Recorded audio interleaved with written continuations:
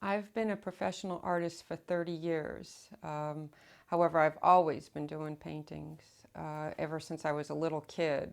No one else in my family is an artist, but I always was compelled to draw things. And my grandfather noticed that, and he requested, well, he suggested to my mother that I take art lessons. So when I was in high school, I started taking lessons with adult artists, not in school, but in the evenings and stuff. And um, I've always wanted to paint, but I never considered it a career. So I started college in pharmacy, switched to engineering, but I was painting murals and putting myself through school with my artwork. So I decided to take the leap and go into art.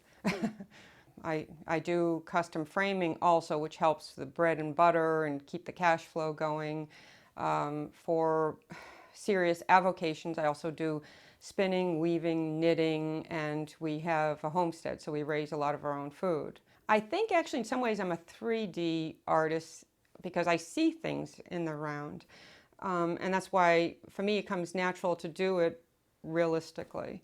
Um, but you know, I think in pictures, I always thought everybody did. When I look around me, I'm always drawing the lines, the color in my mind, even if I don't have a brush in my hand. And it was a shock to me to realize that everyone wasn't doing this. Everybody didn't see the world that way.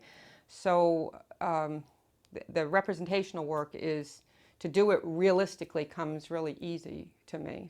I had a teacher years ago that said that you do art either because you're crazy or because you have to. And I think maybe a little both, but I think I really have to. I get actually depressed if I don't do artwork. I make things. That's what I do for a living.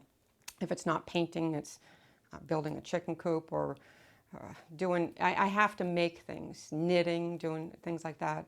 But painting and watercolors primarily are my love.